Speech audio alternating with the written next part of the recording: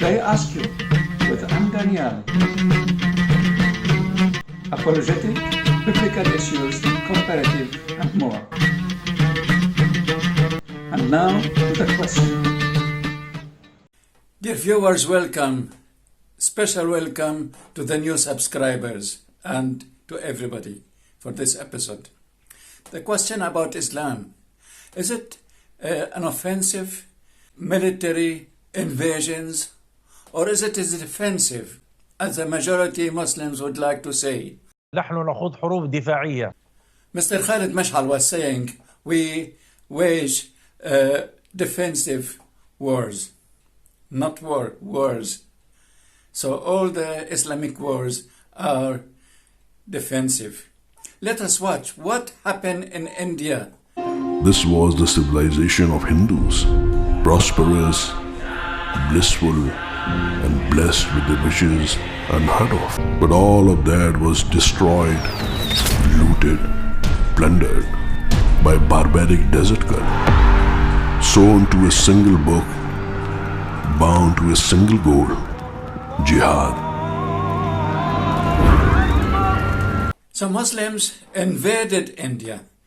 The question was, India a threat to the desert people?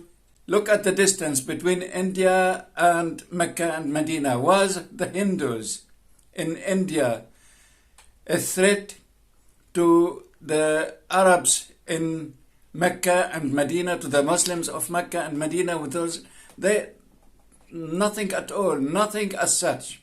So Islam is definitely an offensive invasion led by warlords. Let us listen to some of the historians, starting with Will Durant, with the story of civilization. It helped me a lot.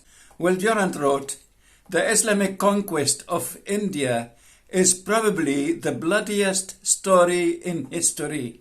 Jadunathan Sarkar contends that several Muslim invaders were waging a systematic jihad against Hindus in India, to the effect that every device short of massacre in cold blood was resorted to in order to convert heathen subjects. Richard Ayton lists a total of 80 temples, Hindu temples, that were desecrated by Muslim conquerors. Bloodshed, the bloodiest in history, according to Will Durant, and desecrating the temples. This is the supremacy of Islam. Islam consider themselves, Muslims, as they have supremacy over all others. Tamerlane invading India. Known as Tamerlane or Timur the Lame, was a 14th century warlord of Turco-Mongol descent. He had conquered much of Western and Central Asia and founded the Timurid Mughal Empire 1370-1507. This empire survived until 1857 in Central Asia. So this empire survived until recent history, the second half of the 19th century. Let's continue a little bit with Khalid Mashal. الأقصى للجميع، لكل الشعب الفلسطيني، للأمة العربية والإسلامية. So Khalid Mashal is saying that Al-Aqsa is for everybody, for all the Arab and Islamic nations. This is very untrue. It is not for the Arabic nation or nations, because we have, Khalid Mashal, forget that we have Christian Arabs. So Al-Aqsa is not for the Christian Arabs. It is strictly for the minority of Sunni Muslim fundamentalists, represented now by Khalid Mashal. They were represented by Al-Qaeda, Osama bin Laden, Zawahiri with Daesh, and represented by Boko Haram and Shabab. All this ideology is the same ideology. They are very exclusive. Hamas Charter, in brief, first, destroying Israel and establishing an Islamic theocracy in Palestine is essential. Number 2, universal jihad is necessary to achieve this. Number 3, Hamas refuses any negotiation to resolve the Jewish and Palestinian struggle. Hamas considers international initiative proposals and conferences to be a waste of time, and that giving up any part of Palestine means giving up part of the Islamic religion. Giving up any part of Palestine is like giving up any part of the Islamic religion. This is the exclusivity here.